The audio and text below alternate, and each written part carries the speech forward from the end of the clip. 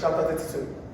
For marketing, we're going to global marketing. Now, when we talk about global marketing, it simply means any activity a business is involved in to ensure it's able to sell beyond its national border. That is what global marketing is about.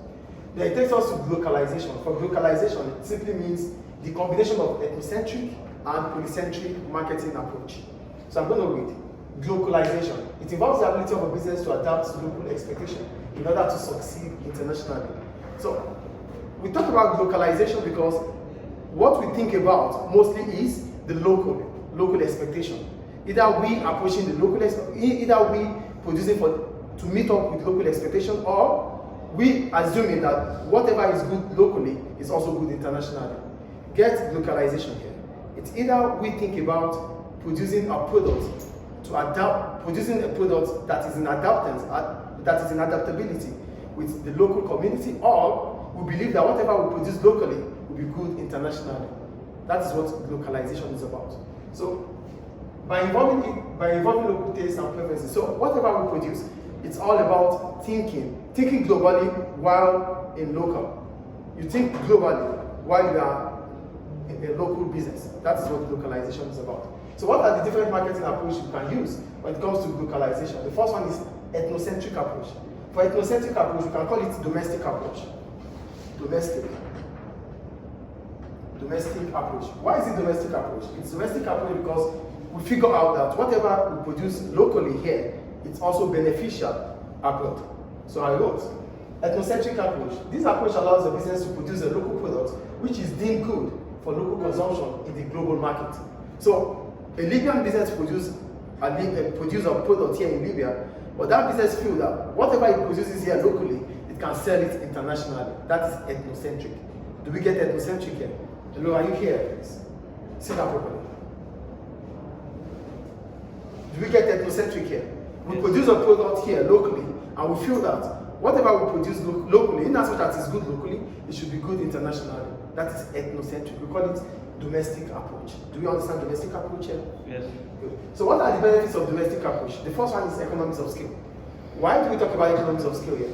We're talking about economies of scale here because we are producing the same product locally and internationally. So we are producing the same product for local customers and international customers. So it will be standardized.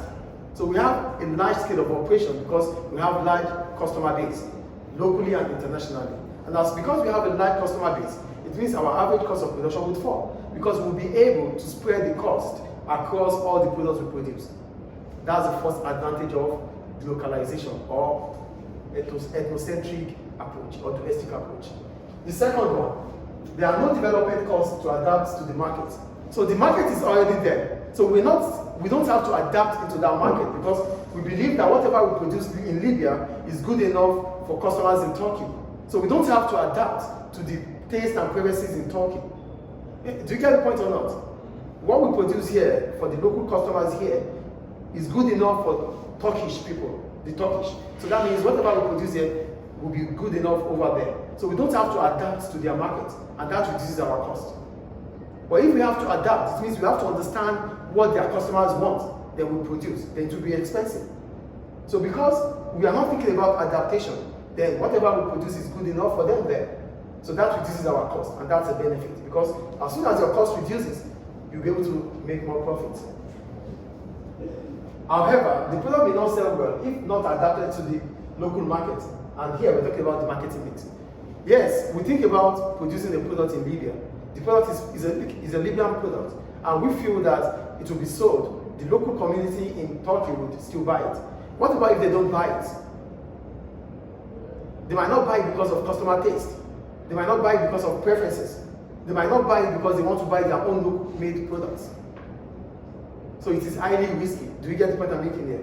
So the problem about ethnocentric is that the products you are thinking that will be deemed fit for the global market might not be ideal for the global market. And if it's not ideal for the global market, you will run at a loss. Do we understand this? So that's about that. They'll go to polycentric. For polycentric, it's the same as international approach. International approach. So what's the difference between polycentric and ethnocentric? For polycentric, it simply means the business adopts the local made product. So a Libyan business will produce goods based on the taste and preferences of the Turkish. So the business is locally, but it's thinking internationally. That is polycentric. So they produce to Turkey, not for They produce according to the taste and preferences of Turkish, but it's a Libyan product. Here, we believe that whatever we produce in Libya is good enough to be sold in Turkey. That is ethnocentric. But here, we produce a product based on the taste and preferences of the Turkish. It will be sold only in Turkey or Yes, that the mindset of producing is about local consumption. You can stay there, please. You can still go to the video. Where's the phone? Just stay in your house. Do you get polycentric here? So you are producing the product, but you are producing the product based on the demand of the local of the international market. That is polycentric. Here, you are producing the product. The product you produce in Libya, you believe that is good enough to be sold anywhere across the world. That is ethno. But for poly, you think about you're local, but you're thinking about international. By producing a product that goes in line with what their needs are. Is it clear? Yes. So that's why this is domestic and this is international. So what are the benefits of polycentric approach? Number one, sales are expected to rise as the products are targeted. You are producing a product that the Turkish wants, so it's expected of it to sell. So your sales is expected to rise. Do you understand the first advantage? The second one, reduce cost of advertisement, which may lead to higher profitability. You don't have to advertise anymore for awareness of the product because you are producing a product that the market wants. So you don't need advertisement. And when you don't spend on advertisement, it means a reduction in the cost of production. Do you get it? Then the third one, polycentric approach allows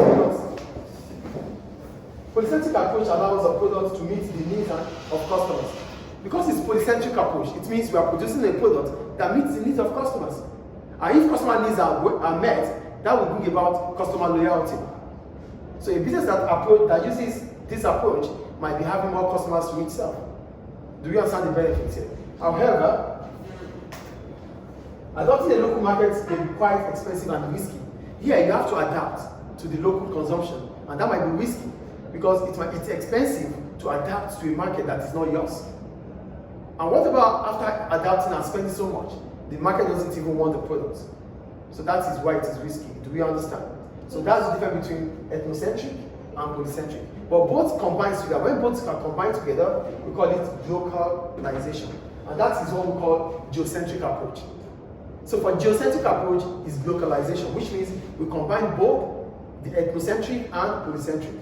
And businesses that use this are mostly multinational businesses.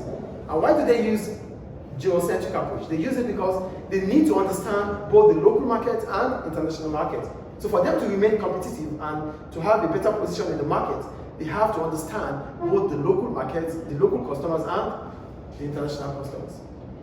Any question about glocalization for now?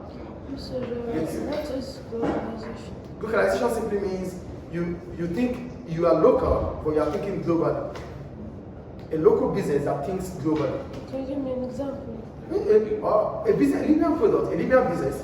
You are a Libyan business, like IKS is a Libyan business, but it thinks about selling or making its operation abroad. So bring others. It's a Libyan school, but it might want to. A Libyan school that is trying to set up in